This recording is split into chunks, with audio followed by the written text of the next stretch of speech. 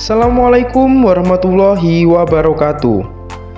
Halo anak-anak, kali ini kita akan belajar tentang panas dan perpindahannya. Kita akan belajar apa itu panas dan macam-macam perpindahan panas, yaitu konduksi, konveksi, dan radiasi. Panas atau kalor adalah energi yang dapat berpindah dari suatu benda ke benda lain karena perbedaan suhu. Energi panas akan berpindah dari suhu tinggi ke suhu rendah. Jenis penghantar panas.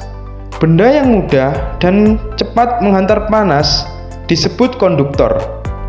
Pada umumnya, konduktor berupa logam, misalnya besi, aluminium, dan tembaga. Sedangkan benda yang sulit dan lambat menghantarkan panas disebut juga isolator. Beberapa contoh isolator antara lain kayu, plastik, dan karet. Konduksi.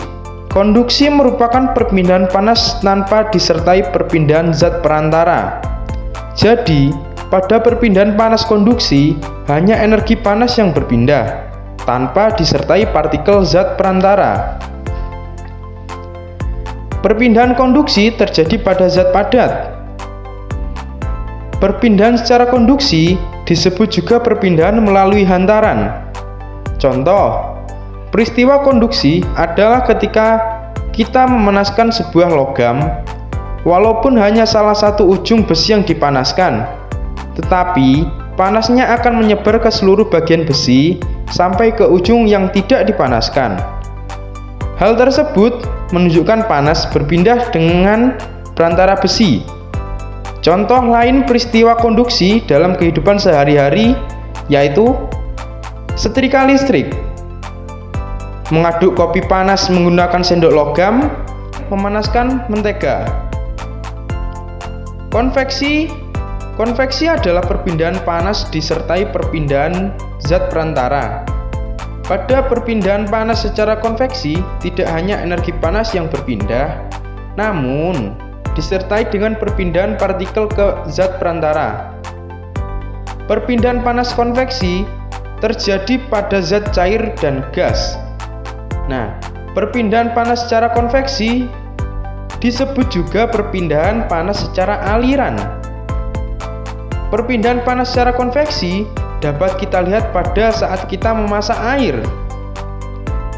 Nah, air yang panas terlebih dahulu berada di bagian bawah, kemudian air yang panas tersebut akan naik, sedangkan air yang di atas yang masih dingin akan turun.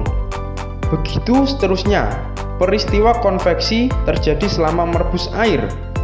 Nah, selain merebus air, peristiwa perpindahan panas secara konveksi yang terjadi pada kehidupan kita sehari-hari antara lain asap cerobong pabrik yang membumbung tinggi, terjadinya angin darat dan angin laut, dan gerakan balon udara. Radiasi adalah perpindahan panas tanpa memerlukan zat perantara. Contoh perpindahan panas secara radiasi adalah panas matahari yang bisa sampai ke bumi meskipun antara matahari dan bumi terdapat ruang hampa yang tidak dapat menghantarkan panas. Perpindahan panas secara radiasi disebut juga perpindahan panas secara pancaran. Contoh lain peristiwa perpindahan panas secara radiasi dalam kehidupan sehari-hari antara lain badan terasa hangat ketika di dekat api unggun, pakaian menjadi kering ketika dijemur di bawah terik matahari, dan menetaskan telur unggas dengan menggunakan lampu. Demikian tadi materi tentang panas dan perpindahannya. Jadi, kesimpulannya, panas dapat berpindah dengan 3 cara, yaitu konduksi, konveksi, dan radiasi.